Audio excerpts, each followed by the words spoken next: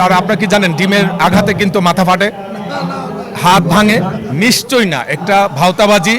এই তিনি সবার সামনে আসার জন্যই কিন্তু এই ঘটনা ঘটাইছে। নাসিরউদ্দিন পাটোয়ারি যে বক্তব্য দিচ্ছে তিনি লাইমলাইটে আসার জন্যই বলছে, যে তিনি কিন্তু তার ফাঁদে কিন্তু পা দেওয়ার জন্য আমাদের বলছে, কিন্তু আমরা কিন্তু এটা হতে দিচ্ছি না। এবং কয়েকদিন আগেও কিন্তু যে পচা ডিম মনে হয় তার গায়ে ছুটছে, কিন্তু এটা কিন্তু আমাদের দল থেকে করা হয় নাই। ওরা, আমি শুনলাম ওদের পকেটেই কিন্তু ডিম ছিল। শোনেন, মির্জা আব্বাস কিন্তু আজকে একদিনের নয়, তিনি কিন্তু ওখানে স্থায়ী বাসিন্দা। তিনি ওয়ার্ড থেকে কাউন্সিলর নির্বাচন থেকে কিন্তু জাতীয় স্থায়ী কমিটির সদস্য কিন্তু এমনি এমনি হয়নি। তিনি এই দলের প্রচুর ত্যাগ আছে তার। এখন একজন সিনিয়র লিডারকে যদি আমি তুচ্ছ তাচ্ছিল্যভাবে গালাগালি দেই, এটা কিন্তু আমার শোভনীয় না। আর এই রাজনীতির শিষ্টাচারটা কিন্তু আমরাই, বিএনপি জাতীয়তাবাদী দল শিখিয়েছেন। আমরা এই যে নাসিরউদ্দিন পাটোয়ারি, তিনি বরাবরই মানে আমাদের নেতা মির্জা আব্বাসকে নিয়ে কি কটূক্তি করছে, কিন্তু আমরা তার ফাঁদে পা দিতে চাচ্ছি না। তিনি তার মতো করে নির্বাচন করছে, করুক, আমরাও চাই। গণতন্ত্রের দেশে সবাই কিন্তু নির্বাচন করবে, গালাগালি করবে, এটাই বাস্তবতা। কিন্তু তার যেই বয়স সেই অনুযায়ী কিন্তু আমার মনে হয় সে শিষ্টাচারটা কিন্তু মনে হয় সে শিক্ষাটা অর্জন করতে পারেনি। আমি এতটুকু বলছি, আর বলতে চাচ্ছি না। নাসিরউদ্দিন পাটোয়ারি যে বক্তব্য দিচ্ছে তিনি লাইমলাইটে আসার জন্যই বলছে, যে তিনি কিন্তু তার ফাঁদে কিন্তু পা দেওয়ার জন্য আমাদের বলছে, কিন্তু আমরা কিন্তু এটা হতে দিচ্ছি না। এবং কয়েকদিন আগেও কিন্তু যে পচা ডিম মনে হয় তার গায়ে ছুটছে, কিন্তু এটা কিন্তু আমাদের দল থেকে করা হয় নাই। ওরা, আমি শুনলাম ওদের পকেটেই কিন্তু ডিম ছিল। এটা আমাদেরকে হেয় করার জন্য এই কাজটা করছে। রাইট, এই যে একটা নাটক নাসিরউদ্দিন করছে, আমরা দেখছি সেদিনকার ডিম তাদেরই লোকজন পকেটে করে আনছে, তারাই কিন্তু এটা দিচ্ছে। কারণ এর আগেও বললাম যে আমাদের বিরুদ্ধে এটা তীরটা ছড়ার জন্য, কিন্তু আমরা কিন্তু এত বোকা নই, আমরা রাজনীতি করি। আজকে শুধু রাজপথে থেকে কিন্তু এই মির্জা আব্বাস, আমরাও কিন্তু তার অনুসারী। এখন আমরা প্রতিপক্ষকে যদি আবার ওই অনুকরণ করি তাহলে কিন্তু হবে না। এখন এই যে ডিমটা ছুটছে, তার আপনারা কি জানেন ডিমের আঘাতে কিন্তু মাথা ফাটে, হাত ভাঙে? নিশ্চয়ই না, একটা ভাওতাবাজি। এই তিনি সবার সামনে আসার জন্যই কিন্তু এই ঘটনা ঘটাইছে।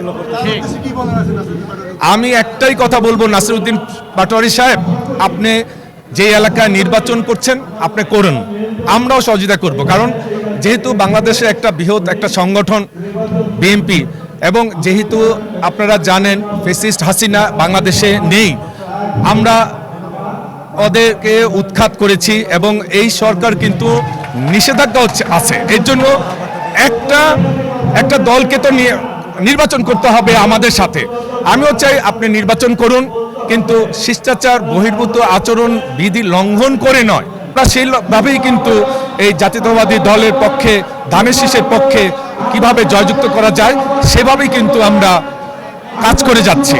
আপনাদের সহযোগিতাও চাচ্ছি, কিভাবে আমরা সামনে একটি বিনির্মাণ করা যায়, দেশটাকে কিভাবে ভালোভাবে সাজানো যায় তারেক রহমানের নেতৃত্বে, সেই প্রচেষ্টাই রেখে আজকে বিদায় নিচ্ছি। খোদাহাফেজ। বাংলাদেশ জিন্দাবাদ, বাংলাদেশ জাতীয়তাবাদী দল জিন্দাবাদ, বেগম খালেদা জিয়া অমর হোক, দেশ নায়ক জনাব তারেক রহমান জিন্দাবাদ।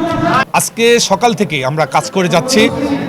মিল্টন ভাই এবং মামুন হাসান ভাই একসাথে আমরা তার অফিসে বসছি, কিভাবে এই ঢাকা 15 আসনটাকে দুইজনেই সম্মিলিতভাবে বিএনপিকে ঐক্যবদ্ধভাবে রাজপথে নেমে এই 15 আসনটা কিভাবে ভোটাধিকার প্রয়োগ করা যায় সেই লক্ষ্যে কিন্তু মামুন হাসান ভাই এবং শফিকুল ইসলাম খান মিল্টন ভাই গতকাল থেকে কিন্তু কাজ করে যাচ্ছে।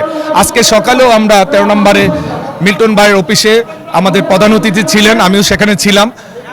জননেতা জনাব আমাদের মামুন হাসান ভাই এবং শফিকুল ইসলাম খান মিল্টন ভাই ছিলেন।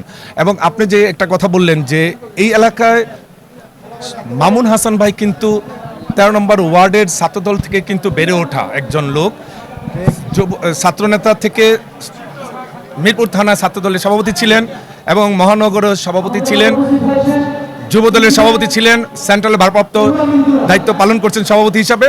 তিনিও কিন্তু একজন যোগ্য প্রার্থী। হ্যাঁ, বাংলাদেশে একটি বৃহৎ রাজনৈতিক দল হিসাবে বিএনপি প্রতিযোগিতা প্রতিদ্বন্দ্বিতা অনেক লোকজন থাকবে। এখন এর জন্য আমাদের একজনকে দিতে হবে, এর জন্য যাকে যোগ্য মনে করেছে দল তাকেই দিয়েছেন, আমরা তার পক্ষেই কাজ করব। কিন্তু মামুন হাসান কিন্তু এর বিরুদ্ধে না, প্রতিটি জায়গায় কিন্তু মামুন ভাই বলছে ধানের শীষ প্রতীককেই নির্বাচিত করতে হবে, এই আশাই ব্যক্ত করছে মামুন ভাই। সাংবাদিক ভাই, আপনারা তো সবসময় এই রাজপথেই কিন্তু আপনারা আমাদের সাথে যুদ্ধে অবতীর্ণ হয়েছেন।